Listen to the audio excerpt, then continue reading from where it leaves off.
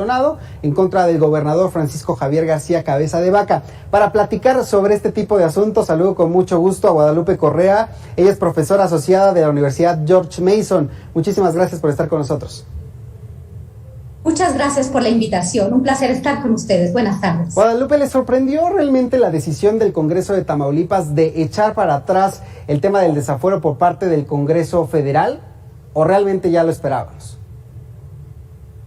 Pues ya se decía, claro, se venía a venir porque es una cuestión política como ellos están tratando este tema. Sin embargo, hay bastantes pruebas y bueno, se ha venido investigando, se ha venido diciendo varias cosas con respecto al proceso que le sigue al gobernador y con respecto a la actuación del gobernador todos estos años. En realidad estamos en una época electoral y bueno, se esperaba que el Partido Acción Nacional en el estado de Tamaulipas actuara de esta forma, ¿no? Para de alguna forma, pues, parar este proceso porque le va a dañar como partido político. Y vemos ahora que los políticos realmente no tienen pues valores para analizar un caso de una manera comprensiva, de una manera integral. A ver, los tiempos electorales podrían echar para abajo la importancia de una investigación como estas. Hablábamos la semana pasada que es la primera vez que le quitan el fuero a un gobernador en este país, pero además minimizar la importancia de vínculos de cualquier funcionario, llámese ahora Morena, puede ser el PAN o puede ser el PRI, tener nexos y vínculos con grupos del crimen organizado, ¿podría reducirse solamente a una maniobra política? Yo creo que todo esto depende de cómo se integre la investigación. En realidad se le quita el fuero, pero tiene que entrar a juicio y dependiendo de cómo se integra el expediente, porque hemos visto que en otros momentos de la historia de México contemporánea ha habido otros casos donde los expedientes no se han integrado de manera correcta y entonces el caso se cae. Entonces, ahorita estamos en un inicio para quitarle el fuero al gobernador, que esto sí realmente es un acto inédito, pero vamos a ver si realmente se le puede probar y se pueden dar las evidencias. Se ha dicho demasiado, han pasado muchas cosas en el Estado, pero vamos a ver en el sistema judicial mexicano. ¿La Fiscalía o las autoridades se tardaron en hacer una investigación en contra del gobernador García Cabeza de Vaca? Estamos hablando de que ya hay supuestamente evidencias que tiene la Unidad de Inteligencia Financiera de la Secretaría de Hacienda y Crédito Público y la Fiscalía al parecer tiene evidencias. También hay investigaciones en los Estados Unidos, como se ha reportado por la revista Proceso, pero bueno, obviamente no hay un cargo en contra del gobernador en los Estados Unidos. Esto vamos a ver, porque realmente apenas empieza el caso y bueno, las pruebas que se presentan al Congreso, no se presentan en el sistema judicial. Entonces la Fiscalía tiene sus pruebas, la Unidad de Inteligencia Financiera tiene evidencias de enriquecimiento ilícito, lavado de dinero, vínculos con la delincuencia organizada por el lavado de dinero, pero en realidad todavía hay mucho por seguir, realmente ver, cotejar las evidencias y más las evidencias que se acumulen en los siguientes días, semanas y meses. Con la decisión del Congreso de Tamaulipas, ¿dirías tú que prevalece el Estado de Derecho en esta entidad o vemos que podría desdibujarse o podríamos estar ante la antesala de una desaparición de poderes por primera vez en uno de los estados de este país? La desaparición de poderes es probable, y además de todo, el Senado tiene números importantes como para que se declare esta desaparición de poderes. Vamos a ver qué es lo que sucede, pero es posible esta desaparición de poderes si el Congreso local continúa con este desacato de la decisión del Congreso de la Unión, pero todavía está por verse porque se necesitan los números en el Senado de la República. Probablemente se consigan, pero bueno, todo esto está por verse. ¿Es posible? Sí es posible. Vamos a ver qué sucede.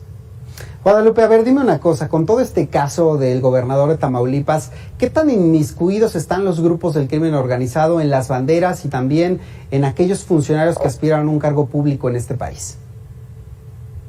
Bueno, estamos hablando en particular del estado de Tamaulipas. En el estado de Tamaulipas se ha visto por otros casos, el caso de Eugenio Hernández, Tomás Yarrington, realmente muchos gobernadores de esa entidad han estado relacionados con el crimen organizado y bueno, esto se ha probado de investigaciones en los Estados Unidos. Esto es real y es muy difícil que los gobernadores de Tamaulipas no tengan ese vínculo para poder continuar gobernando el país. El caso de Tamaulipas es un caso importante, es un caso probablemente extremo, pero en realidad se sabe que en muchos otros casos también los gobernadores han estado vinculados a la delincuencia organizada. No estoy hablando simplemente de narcotráfico, sino de delincuencia organizada. Tenemos el caso, por ejemplo, del exgobernador de Veracruz, del exgobernador de Chihuahua. Cuando hablamos de delincuencia organizada, hablamos de grupos que de forma organizada cometen delitos. No tiene necesariamente que ser solamente narcotráfico. Y sí, creo que es un problema a nivel nacional que debería de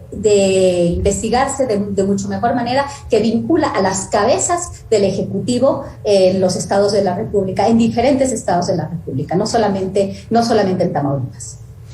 Esto me lleva a preguntarte el tema también de Guerrero, que vemos esta designación de Evelyn Salgado, a la hija de Félix Salgado Macedonio, y lo que publicaba Sandra Romandía sobre los nexos criminales de Iván Alonso Bustamante, el esposo de Evelyn, en el tema de las bienes raíces, los inmuebles. ¿Qué tanto debería también de preocuparnos saber que, aún sabiendo los señalamientos en contra de estas figuras, lleguen a ocupar estos cargos tan importantes?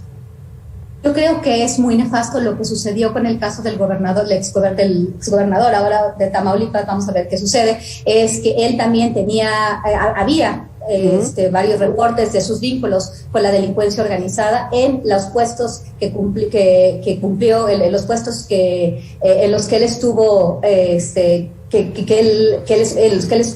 que había nexos con la delincuencia organizada. En el caso del estado de Guerrero, creo que es muy nefasto, donde el río suena es a veces que agua lleva, y creo que pues los partidos tendrían que tomar esto muy en consideración, porque lo que mal empieza, mal acaba, y creo que el caso de Guerrero es un caso pues emblemático en ese sentido, y no creo que termine bien. Creo que cuando ya existen investigaciones en curso, aunque no estén terminadas, aunque no tengamos toda la evidencia integrada, creo que es muy en detrimento de los partidos y en detrimento del país, de los estados, que esto suceda. Creo que este caso debería de preocuparnos demasiado.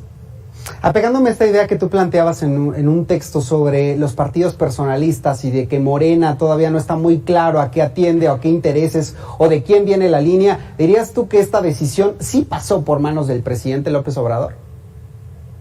Muy probablemente sí, porque todavía, aunque no es claro en qué va a terminar el partido después del proceso electoral de este año y el proceso electoral que se va a dar en otros 3 años, realmente lo que sabemos es que el liderazgo que ejerce aún López Obrador es un liderazgo muy importante. Entonces, se puede pensar que esta decisión no se tomó de manera independiente. ¿Por qué? Porque pues conocemos los grandes vínculos que existen entre el presidente de la República y el partido Movimiento que él formó.